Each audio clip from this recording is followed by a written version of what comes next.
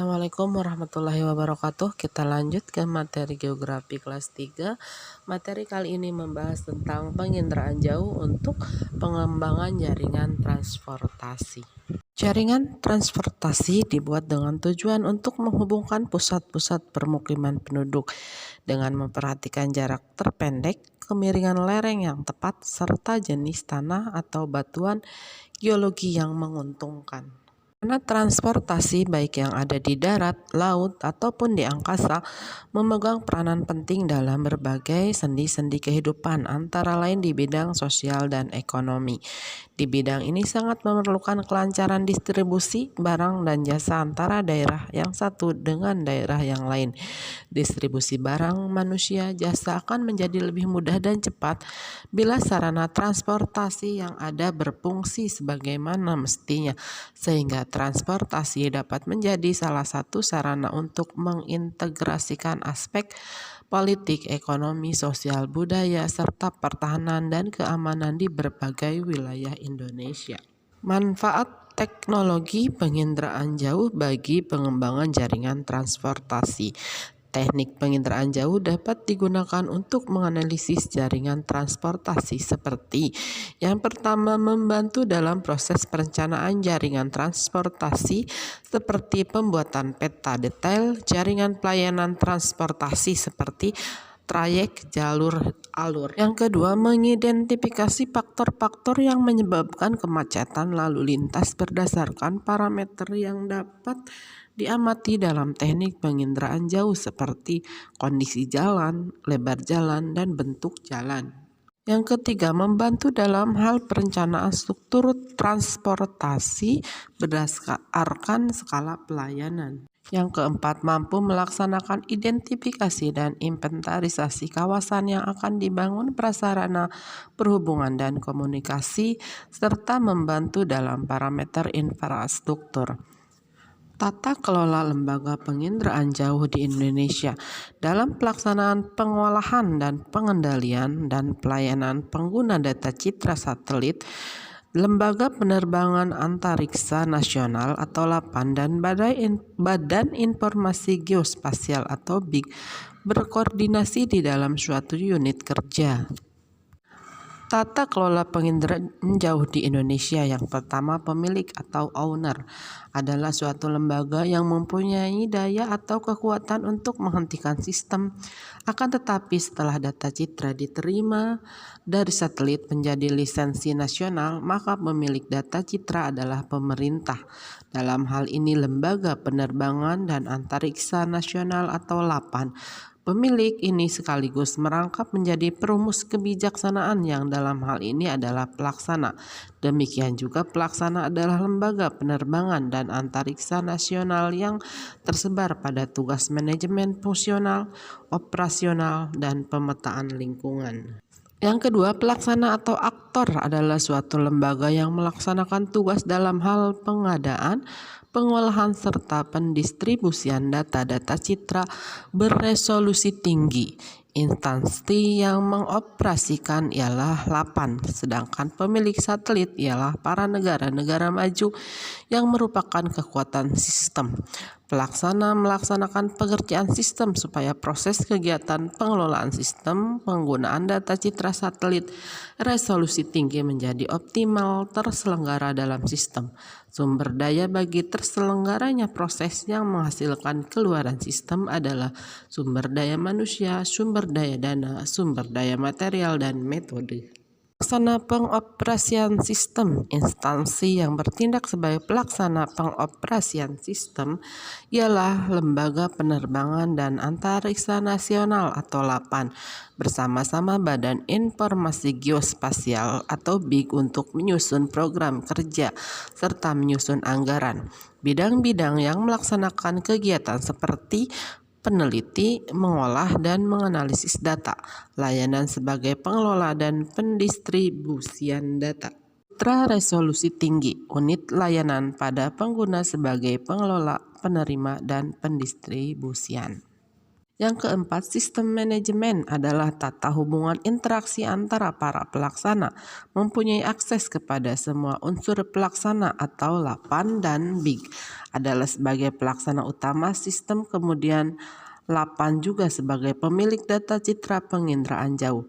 Sistem manajemen mempunyai tugas antara lain pengendalian, di mana tindakan-tindakan pengendalian sesuai dengan yang telah ditetapkan dalam standar kualitas data citra yang langsung dilakukan oleh pelaksana yang mengendalikannya. Yang kelima, pengguna adalah instansi-instansi yang diuntungkan oleh sistem atau yang menggunakan data citra. Pengguna adalah para kementerian, Panglima Tentara Nasional Indonesia, Kepala Kepolisian Negara Republik Indonesia, para kepala lembaga pemerintahan non-kementerian, para gubernur, bupati, wali kota. Maka sistem pengelolaan data satelit resolusi tinggi untuk kebutuhan nasional dapat didesain seperti dalam skema tata kelola dan sistem pengelolaan data satelit penginderaan jauh untuk kebutuhan nasional. Pengguna memberikan rencana penggunaan data citra satelit penginderaan jauh resolusi tinggi kepada pelaksana sistem. Kemudian pengguna menerima data citra satelit resolusi tinggi dengan kualitas sesuai dengan yang direncanakan. Lembaga penginderaan jauh di Indonesia. Badan pemerintah yang terkait dengan tata kelola penginderaan jauh di Indonesia yang pertama LAPAN. Lembaga Penerbangan dan Antariksa Nasional adalah lembaga pemerintahan non-kementerian Indonesia yang melaksanakan tugas pemerintahan di bidang penelitian dan pengembangan kedirgantaraan dan pemanfaatannya. 4 bidang utama LAPAN yakni penginderaan jauh, teknologi dirgantara, sains antariksa, dan kebijakan dirgantara. Sebagai implementasi dari Instruksi Presiden Nomor 6 Tahun 2012, maka LAPAN mempunyai fungsi yang pertama menyediakan data satelit penginderaan jauh resolusi tinggi dengan lisensi pemerintahan Indonesia. LAPAN melakukan kegiatan penginderaan jauh dengan menggunakan sinyal yang dipancarkan dari satelit-satelit yang beredar. Kedua, meningkatkan kapasitas dan operasi sistem akuisisi data satelit penginderaan jauh resolusi tinggi. Yang ketiga, melaksanakan penyediaan data satelit penginderaan jauh resolusi tinggi sesuai dengan ketentuan peraturan perundang-undangan. Yang keempat, melakukan pengelolaan data satelit penginderaan jauh resolusi tinggi berupa koreksi radiometrik dan spektral. Yang kelima, membuat metadata atas data satelit penginderaan jauh resolusi tinggi sesuai dengan standar nasional Indonesia. Yang keenam, melakukan penyimpangan data satelit penginderaan jauh resolusi tinggi. Yang ketujuh, bersama-sama dengan Badan BIG melakukan pengendalian kualitas terhadap data satelit penginderaan jauh resolusi tinggi. Lembaga yang kedua, BIG, Badan Informasi Geospasial. Badan informasi ini bertujuan untuk yang pertama, meningkatkan kapasitas dan operasi sistem pengelolaan data satelit penginderaan jauh resolusi tinggi untuk keperluan survei dan pemetaan nasional. Yang kedua, membuat citra tegak satelit penginderaan jauh resolusi tinggi untuk keperluan survei dan pemetaan berdasarkan hasil pengolahan atas dasar satelit penginderaan jauh resolusi tinggi berupa koreksi radiometrik dan spektral yang dilakukan oleh Lembaga Penerbangan dan Antariksa Nasional. Yang ketiga, melaksanakan penyimpanan dan pengamanan citra tegak satelit penginderaan jauh resolusi tinggi. Yang keempat, melaksanakan penyebarluasan citra tegak satelit penginderaan jauh resolusi tinggi melalui infrastruktur data spasial nasional. Yang kelima, BIG bersama LAPAN melakukan pengendalian kualitas terhadap data satelit penginderaan jauh resolusi tinggi. Contoh penerapan SIG dalam kajian geografi. Yang pertama, bidang sumber daya alam. Contohnya sumber daya alam, inventarisasi dan manajemen SDA, kesesuaian lahan untuk pertanian, kehutanan, perencanaan tata guna lahan, serta analisis daerah rawan bencana. Yang kedua, bidang perencanaan. Contoh penerapan SIG, perencanaan wilayah, perencanaan permukiman transmigran, dan lokasi industri. Yang ketiga, bidang pertahanan. Dalam bidang pertahanan adalah sistem informasi pertahanan dan manajemen pertahanan. Yang keempat, bidang kependudukan adalah menyusun data pokok, penyediaan informasi kependudukan atau sensus sosial, dan sistem informasi pemilu. Yang kelima, bidang ekonomi, bisnis, dan marketing adalah penentu lokasi-lokasi yang perspektif untuk bank, pasar swalayan, dan kantor ATM. Contohnya peta pariwisata suatu wilayah. Yang keenam, bidang militer adalah penyediaan data spasial untuk analisis rute-rute perjalanan logistik, peralatan perang, dan sebagai tol untuk kebutuhan war game. Pemanfaatan SIG untuk inventarisasi sumber daya alam. Dalam data kekayaan sumber daya alam, yang pertama, dengan teknologi penggunaan SIG dapat diperoleh data dan informasi mengenai sumber daya alam di suatu kawasan tentang jenisnya, luas dan persebarannya, serta kualitas sumber daya alam secara cepat dan perubahan-perubahan secara akurat dan rinci. Yang kedua, SIG bermanfaat untuk membantu mengenali berbagai jenis dan persebaran berbagai sumber daya alam, misalnya minyak bumi, batu bara, emas, besi, dan barang tambang lainnya. Yang ketiga, SIG bermanfaat untuk membantu mengetahui persebaran serta luas kawasan lahan, misalnya kawasan lahan potensial dan lahan kritis, kawasan hutan yang masih baik dan hutan rusak, kawasan lahan pertanian dan perkebunan, pemanfaatan perubahan pengguna lahan. Yang keempat, SIG bermanfaat untuk membantu memonitoring kawasan yang terkena atau diprediksi berpotensi terjadi suatu bencana alam. Misalnya, memantau luas wilayah bencana alam, mencegah terjadinya bencana alam di masa datang, menyusun rencana-rencana pembangunan kembali di daerah bencana. Yang kelima, SIG dengan dibantu oleh data-data yang didapatkan dari teknologi penginderaan jauh bisa dimanfaatkan untuk kajian sumber daya mineral dan batuan. SIG bermanfaat untuk membantu pemetaan sumber daya mineral dan batuan. Pemetaan SIG untuk perencanaan pembangunan.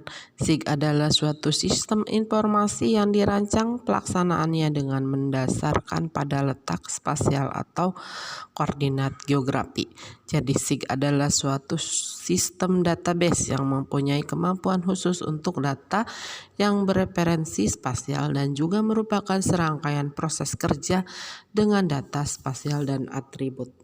Contoh aplikasi SIG dalam perencanaan pembangunan meliputi 4M, yaitu measurement, mengukur. Misalnya pengembangan pemodalan SIG untuk mengukur volume banjir. Mapping atau memetakan, contohnya pemetaan curah hujan dari data satelit. Monitoring atau memantau, misalnya untuk memonitoring limbah suatu kegiatan pertambangan dalam konteks kelestarian lingkungan. Dan yang keempat, modeling atau pembuatan model, misalnya penentuan set selection area permukiman yang lestari untuk penduduk prasejahtera. Atau pemanfaatan SIG untuk perencanaan pembangunan. Yang pertama, penataan ruang daerah. SIG dapat dimanfaatkan dalam perencanaan apapun, termasuk penataan ruang di daerah, karena pada dasarnya semua perencanaan akan terkait dengan dimensi ruang dan waktu, terlebih terhadap perencanaan yang bersifat berkelanjutan. Dengan demikian, setiap perubahan baik sumber daya, kondisi maupun jasa-jasa yang ada di wilayah perencanaan akan dipantau dan terkontrol dengan baik. Yang kedua, penataan kawasan permukiman. Lokasi yang akan dibangun bagi area permukiman di daerah perkotaan perlu dipertimbangkan agar efektif dan tidak melanggar kriteria-kriteria tertentu yang bisa menyebabkan ketimpangan ekosistem. Misalnya pembangunan tempat pembuangan sampah. Kriteria yang dapat dijadikan parameter antara lain di luar area permukiman, berada pada radius 10 meter dari genangan air, berjarak 15 meter dari jalan raya, dan adanya fasilitas jalan raya yang memadai. Yang ketiga, penataan kawasan pedesaan. Di daerah pedesaan, manajemen tata guna lahan lebih banyak berorientasi pada sektor pertanian. Apalagi unsur-unsur fisik telah dipetakan dengan baik akan membantu penentuan lokasi tanaman, jenis tanaman yang cocok, jenis pupuk yang dipakai, dan bagaimana proses pengolahan lahannya. Begitu juga dengan pembangunan irigasi dapat dibantu dengan analisis SIG seperti berupa peta sawah dan ladang, peta permukiman penduduk, ketinggian setiap tempat, dan peta kondisi tanah. Yang keempat, penataan kawasan perkotaan. Wilayah pemanfaatan lahan di kota biasanya dibagi menjadi daerah permukiman, industri, perdagangan, perkantoran, fasilitas umum, dan jalur hijau.